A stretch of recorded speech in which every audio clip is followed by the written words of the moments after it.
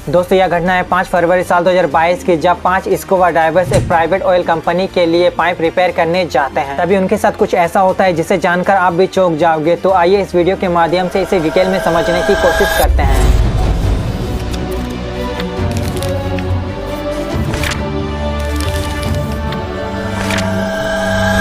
ये है क्रिस्टोफर, कासिम, यूसुफ, ऋषि और फैजल। ये पांचों प्रोफेशनल स्कूबा डाइवर्स थे इसलिए क्योंकि इन पांचों में से सिर्फ एक ही बच पाया था, जो कि था क्रिस्टोफर। इसने जो कहानी सुनाई उसे सुनकर आपके आंखों में भी आंसू आ जाएंगे।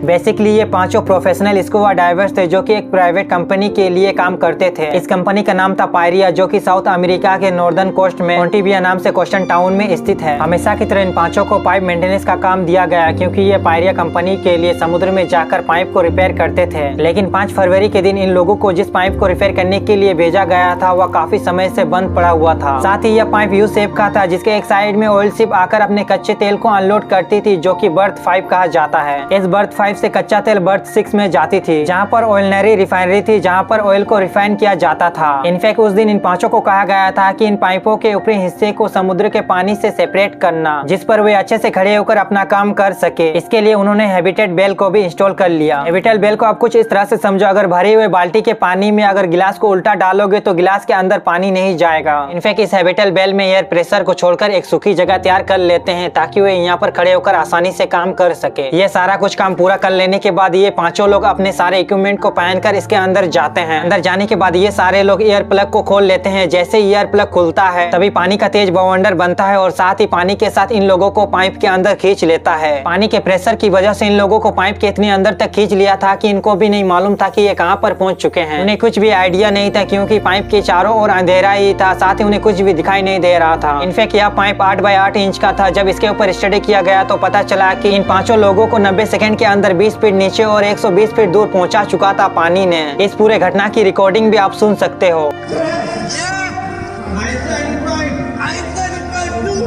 यहाँ पर अच्छी बात यह थी कि पाइप सीधी ना होने के कारण ये पाइप के पॉकेट में फंस जाते हैं, जहाँ ये पांचों लोग सांस ले सकते थे। साथ ही इन लोगों को काफी ज्यादा चोटें आई थी, क्योंकि पानी ने इन लोगों को काफी तेजी से अंदर की ओर खींचा था, जिसकी वजह से इनके बॉडी के सारे हड्डियां टूट चुकी थी। एनीवेज ये लोग जो ऊपर में हवा ले रहे थे, उसी की वजह से ये सारे लोग इस पाइप के अंदर फंस गए। जबकि यहाँ पर और एक प्रॉब्लम सामने आई। दरअसल पाइप के अंदर 120 बैरल ऑयल होना चाहिए था, जो की नहीं था। इस वजह से पाइप के अंदर लो डेंसिटी वाला हवा भरा हुआ था, और ऊपर में जब ये पांचों लोग एयर प्लग को खोलते हैं तो ऊपर में हाई डेंसिटी वाला हवा बहुत तेजी से अंदर की ओर जाता है। साथ ही इन पांचों लोगों को प्रेशर ज्यादा होने की वजह से इन लोगों को पाइप के अंदर साथ ही में खींच लेता है। लोगों के लिए सिर्फ एक ही रास्ता था, जहां से ये लोग अंदर आए थे उसी रास्ता से ये लोग निकल सकते थे, यानी बर्थ 6 से। अगर ये लोग बर्थ 5 की ओर जाएंगे तो इनका निकल पाना लगभग नामुमकिन था, क्योंकि बर्थ 5 में पाइप पूरी तरह से सील कर दिया गया था, यानी वे बाहर नहीं निकल सकते थे यहाँ से। अभी इन पांचों लोग डिसाइड करते हैं कि उनका सर जिधर है उसी साइड से वे निकलने की कोशिश करेंगे, और उनका यह डिसीजन काफी ज्यादा सही भी रहता है। खैर यह अलग बात है कि उनमें से सिर्फ एक जन ही बच पाया था, लेकिन यहाँ से निकलने के लिए एक दिक्कत सामने खड़ी थी। इन 5 में से 3 जन काफी ज्यादा जख्मी थे, उनके बॉडी की हड्डियां टूट चुकी थी। 2 जन बचे थे जो आगे निकलने का डिसीजन करते हैं। उन दोनों का प्लान काफी ज्यादा सिंपल था। वे दोनों बाहर निकलेंगे और हेल्प अंदर भेजेंगे। इन सब डिसाइड करने के बाद ये दोनों बाहर निकलने लगते हैं। तभी क्रिस्टोफर और फैजल यहाँ से तैरकर निकलने लगते हैं। ये दोनों जब तैरकर निकल रहे थे तो इन्हें और एक एयर पॉकेट मिल जाता है पाइप के अंदर। यहाँ पर ये दोनों ऑक्सीजन सिलेंडर से टकराते हैं, जो पहले ही उनसे छूट चुका था। उन दोनों में से एक जन ऑक्सीजन सिलेंडर को उठाता है, यानी अभी वो पानी के अंदर काफी देर तक रह सकेंगे। लेकिन उन्हें नहीं पता था कि इस ऑक्सीजन सिलेंडर में कितना ज्यादा ऑक्सीजन है, क्योंकि अंधेरा होने की वजह से कुछ भी नजर नहीं आ रहा था। इस पॉइंट ऑफ टाइम तक फैजल का भी ऑक्सीजन पूरी तरह से खत्म हो जाता है। इसी वजह से फैजल पाइप के एयर पॉकेट में ही रह जाता है। इनफैक्ट क्रिस्टोफर वह बंदा था जो कि आगे तैरकर निकलने की कोशिश करेगा। तभी क्रिस्टोफर काफी देर तैरने के बाद उसका सर किसी चीज से टकराता है, लेकिन उसे भी नहीं पता था कि यह क्या था। उसका सिर टकराने के बाद वह थोड़ा खुश और थोड़ा दुखी था। वह सोच रहा था कि अगर यह बर्थ 5 रहा तो उसकी मौत तय है, अगर यह बर्थ 6 रहा तो वह बच सकता है। लेकिन यहाँ पर अच्छी बात यह थी कि यह बर्थ 6 का पाइप पेंट था, यानी वे जहाँ से घुसे थे वही जगह था। मगर यहाँ पर प्रॉब्लम यह थी कि पानी बहुत तेजी से अंदर जाने की वजह से पाइप में काफी पानी भरा हुआ था, जिसकी वजह से वे तैरकर बाहर नहीं आ सकता था। तभी क्रिस्टोफर जोर जोर से चिल्लाने लगता है और पाइप को ठोकने भी लगता है। और इस पॉइंट ऑफ टाइम तक यहाँ पर कुछ रेस्क्यू टीम पहुंच चुके थे, जिनको यह आवाज सुनाई देती है। फिर वे जल्दी से इस पाइप में चेन डालते हैं और और उसे खींचकर बाहर निकालते हैं। बाहर निकलते ही क्रिस्टोफर कहता है कि अंदर मेरे दोस्त फंसे हैं जो जिंदा हैं। लोगों को निकालने के लिए रेस्क्यू टीम जाने ही वाले थे कि कंपनी ने उन्हें रोक दिया। कंपनी का कहना था कि हमारे पास इतने बड़े ऑक्सीजन सिलेंडर नहीं है जो कि उनके पास जाकर वापस आ सके। इतना सुनने के बाद क्रिस्टोफर कहता है कि अपने दोस्तों को मैं खुद बचाने जाऊंगा, लेकिन क्रिस्टोफर को भी कंपनी रोक देती है। इनफैक्ट वहाँ पर जो पहले से रेस्क्यू टीम पहुंचे हुए थे वे पाइप के बाहर जाकर ठोक ठोक कर उनका पता लगा रहे थे कि वे आखिर कहाँ पर फंसे हैं। कि वे चारों लोग पाइप को ठोककर और चिल्लाकर उन्हें रिस्पॉन्स भी कर रहे थे। यहाँ पर दुख की बात यह है कि वे काफी देर अंदर जिंदा थे, लेकिन कंपनी ने उन्हें बचाने के लिए कोई भी तरकीब नहीं सोचा। खैर उनकी कई घंटों के बाद दम घुटने से मौत हो गई। खैर इस पूरे घटना को जब क्रिस्टोफर बता रहे थे तो वह काफी ज्यादा रो भी रहे थे, क्योंकि वे पांचों लोग दोस्त थे। इस पूरे घटना के बाद इस कंपनी के ऊपर FIR हुआ और जांच आयोग के द्वारा $15.5 मिलियन की लागत से 380 पन्नों की रिपोर्ट बनाई गई। रिपोर्ट में न केवल कंपनी के संचालन प्रक्रिया को आपदा के लिए दोषी ठहराया, बल्कि गोताखोरों को बचाने के लिए जो अभियान शुरू करना था उसको भी शुरू करने से रोक दिया। खैर इस दुखद कहानी के ऊपर आपका क्या कहना है हमें कमेंट में जरूर बताएं।